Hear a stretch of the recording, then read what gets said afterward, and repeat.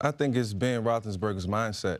At some point, playing for a long time in the National Football League, it can become redundant. And when you have young kids, when you're jealous of your time, it becomes a time where you have to really think about what you want to do moving forward. What's most important? Is it football? Is it family?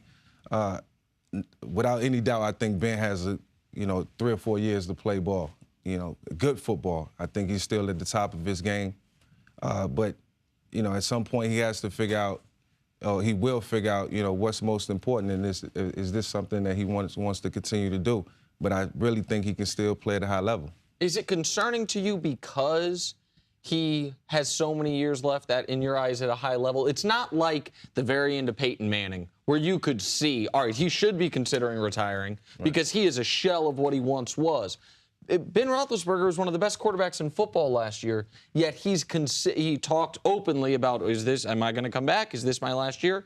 The fact that he's still playing at a high level, yet openly talking about being done, does that set off alarm bells to you as a quarterback? Yeah, it does. And I went through the same thing when I was in Pittsburgh, and I had several conversations with Ben about continuing my career. Do I continue to, fight for a starting position? Do I accept the backup role? It's a different dynamic for him because he's the starter. He's the main guy. So the pressure of winning a championship is still on his shoulders. And, he has to take that into account. And, when you have other guys on the team, 10 other guys on offense who has a responsibility and has to get it done just like you do, then you start to, wonder, is everybody all in? And I think everybody's all in with the Pittsburgh Steelers. Ben just has to figure out if he wants to continue to do it for the next 3 or 4 years. Now, the last 2 years, he's talked about potentially retiring.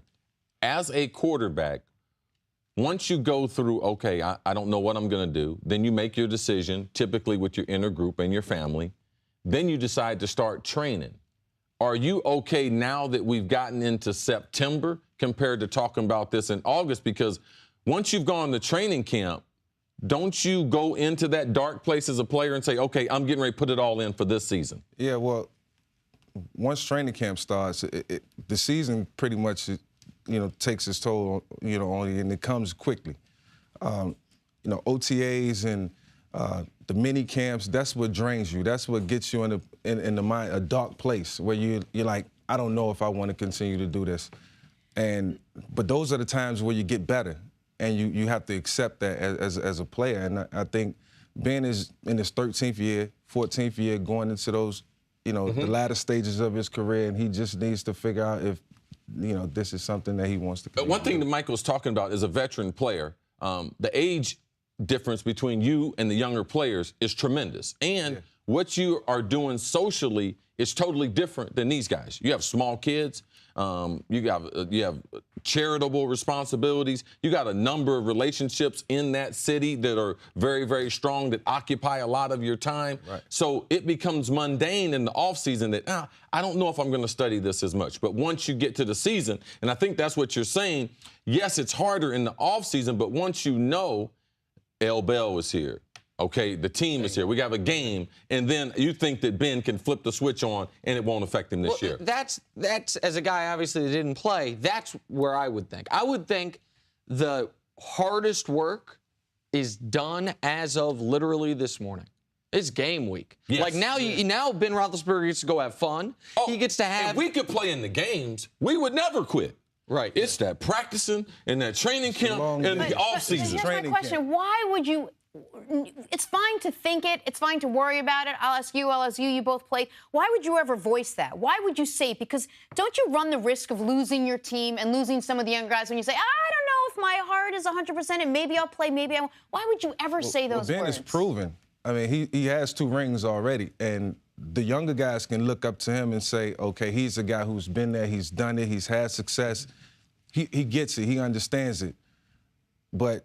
he's a made man. Yeah, Ben Roethlisberger can say he's he wants in Pittsburgh. I think is the reason. He's had success. The younger players, the coach will tell him, listen to us. Don't listen to some of these veteran players. But Ben, a lot of people don't know who Ben is. Man, Ben is a drama queen. A lot of his injuries, oh, man, I'm out 6 weeks. Ben starts limping out there. Willis Reed. Like, so Ben, when he gets hurt, like, that's been put into question for a number of years. So the people that kind of been following the league is like, the reason why Ben is talking about this, they've lost in the playoffs. He wants to get a little more attention and love on himself. So I like Ben as a player, but Ben is about that drama. I mean, you can say that, but the thing I do know is I was with him for a year, and I was in the film room with him every day, and the guy is very football savvy. He understands the game. He knows the ins and outs and how to break down defenses, and that's something that just can't be replaced. Mike, you can tell him he's full of it. I tell him he's full of it every day. Mike said he's a student of the game, but I'm saying he's a drama queen.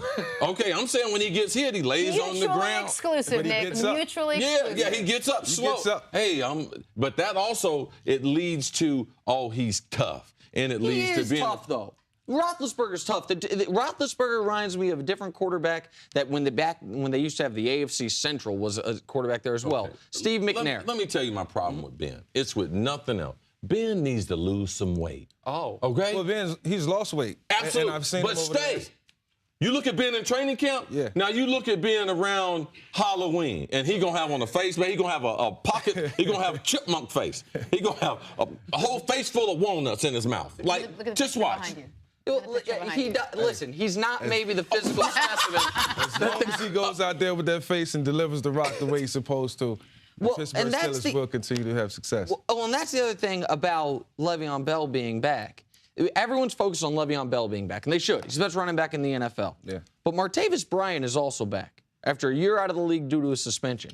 And that team, they haven't played a ton of games with their four big Bs, Ben Roethlisberger, Brown, Bell, and Bryant. But when those four guys have played, that's one of the best teams in football. They've won 73% of their games with those four guys on the field. You can then attack teams at every single level, intermediate, short, and deep with Bryant. Like, that's a really dangerous offense. Yeah, it's all about keeping those guys on the field together. Martavius, is great to see him back. If he can just stay consistent and be a compliment to Antonio Brown, sky's the limit for this team. Mike, we've been having this conversation all morning real quick. With this Pittsburgh team, do you think they can give the Patriots a run for the money this season? Absolutely. With Martavius, opposite of Antonio Brown, and the speed and the things that he can do, and take the top of the coverage off for Antonio Brown and compliments of Le'Veon Bell, this is going to be exciting to watch this season. Thanks for watching. Subscribe here to get the latest from the show. Also, be sure to check out more of the best clips from First Things First, or go watch a few segments from other shows on FS1.